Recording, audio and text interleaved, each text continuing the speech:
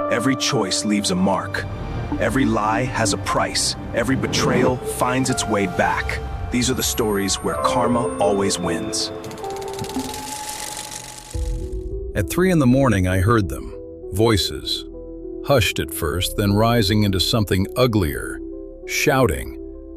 And I just lay there in the dark, completely still, with the smallest smile on my face. Because I knew exactly what was happening next door. I knew why the lights were out. I knew why the water wasn't running. And I knew that the man responsible for all of it had no idea that I was the reason his world was falling apart. All I had done was turn off a tap. Before we continue, if you're new here, subscribe to Reventale, where karma always wins. I want you to understand something before I tell you what happened. I am not someone who looks for trouble. I moved into my new house excited, genuinely excited. It wasn't perfect. Actually, it was far from it. The previous owners were family friends who had left the country nearly 3 years earlier and needed to sell fast. So I got a great deal on a house right in the middle of the capital. The catch was that they had left mid-renovation. The main door was held shut by a padlock. There was no gate. Anyone could walk right in. And apparently, some people had been doing exactly that. The very first day I moved in, I found a stranger's motorcycle parked inside my garage. No knock on the door, no note. Just there, like it had always been there. I moved it to the street, had a gate installed that same afternoon, and waited. A few hours later, an angry man showed up pounding on my new gate. I watched him from my window. After about 15 minutes of getting no response, he took the bike and left. I never saw him again. That was my introduction to the neighborhood. Not exactly the welcome I was hoping for, but I settled in. Got my 3 dogs comfortable, started fixing the place up. For a while, things were quiet. A few people parked in front of my gate before they noticed the new "no parking" sign, but nothing serious. Nothing that felt personal. Until the shower. It was an ordinary afternoon. I was mid-shower when I noticed the pressure drop. Not dramatically, just enough to feel wrong. And at that exact moment, I heard it. The water pump from next door kicking on. My neighbor was an older man, retired. He lived on the ground floor of a 3-story building he owned, with tenants renting out the upper 2 floors. Because the public water pressure in our area isn't strong enough to reach the top floors on its own, he used an electric pump to push water up to the rooftop tanks. Standard setup. Nothing unusual about that. What was unusual was the timing. I stepped out of the shower, dried off, and just stood there thinking. I waited until I heard his pump shut off. Then I went around and turned on every tap in my house, one by one. The pressure was completely normal, like nothing had ever happened. That feeling in your chest when something clicks, when a puzzle piece you didn't even know was missing suddenly falls into place, that's what I felt in that moment. Because it wasn't just about that afternoon. I started thinking about the water bills. The previous owners had mentioned they were confused by how high the bills had gotten over the years the house sat empty. There were some small leaks, sure, but not enough to explain the numbers. Everyone had just shrugged and moved on. Now I understood. At some point in the past 3 years, while this house sat vacant and no one was watching, my neighbor had quietly tapped into my water supply. He had been running his pump off my lines, pumping my water up to his tenants' tanks, collecting their rent money, and letting me, well, letting the absent owners, foot the bill. It wasn't a mistake. It wasn't an accident. He had made a deliberate choice to steal, and he had been getting away with it for years. I spent a few days sitting with that, thinking through my options.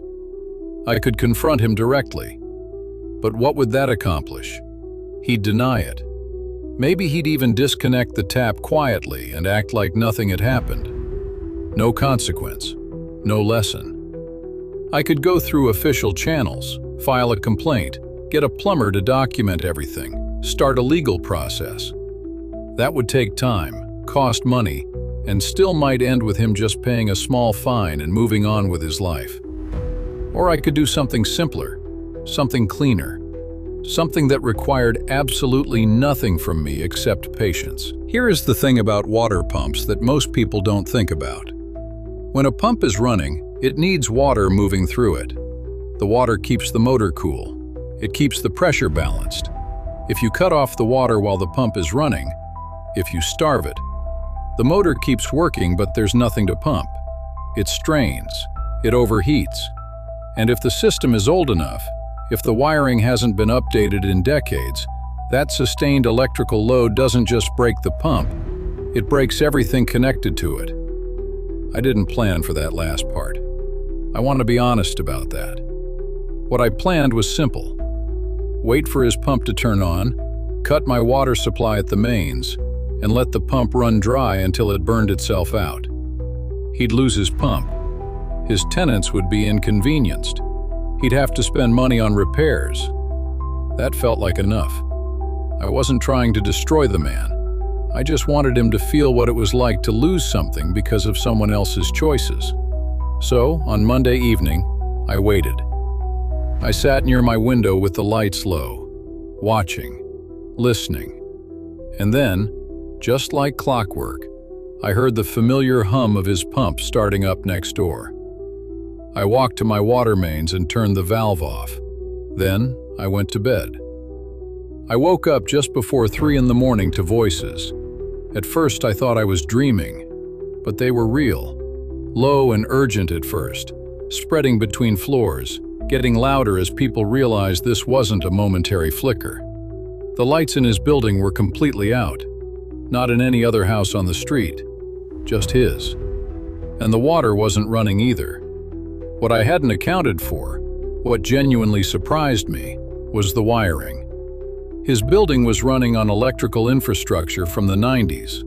Old fuses, old cables, old everything.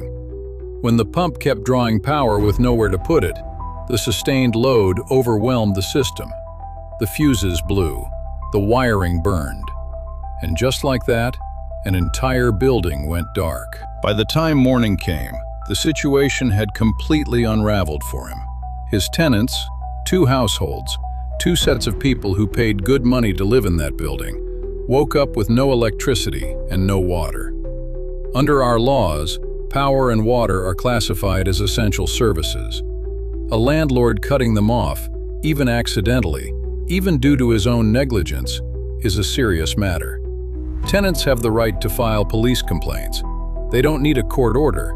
The authorities can issue fines on the spot. Both tenants filed complaints that same day.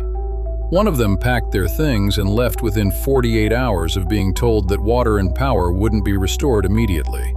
The fines alone, for failing to maintain safe wiring, for disrupting essential services, came to $500. In our country, that is not a small number. Add to that the security deposits he now had to return to both tenants, the cost of electrical rewiring, replacing the pump, bringing everything up to code before he could legally rent again. The man had no savings. His tenants had been his only income since he retired. A few days after it all happened, he came to my gate. I saw him walking up slowly, and I went outside to meet him. He looked older somehow, smaller. He asked me, very carefully, whether I had turned off my water supply recently. I looked him right in the eyes and told him yes. I explained that I had noticed a leak in one of my pipes and had shut off the supply while I waited for a plumber. Very unfortunate timing, I said. I was sorry if it had caused any inconvenience. He stood there for a moment. His face was perfectly still, but his eyes told a different story. He knew. I could see him calculating, running through everything, arriving at the same conclusion I had arrived at weeks earlier. He knew that I knew, and he knew that I had done it deliberately. But what could he say? He had been stealing from me. He had no standing, no ground to stand on. He just said, "Oh, okay," and walked back inside. I haven't seen him since.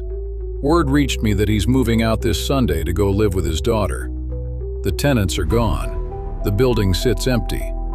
And next week, I'm having a plumber come by to correct my plumbing and remove every pipe that connects to his property. I think about what I could have done differently. I could have been louder about it, more direct, made a scene. But honestly, watching that building go dark, knowing that one small, silent decision had unraveled years of entitlement, that was enough for me.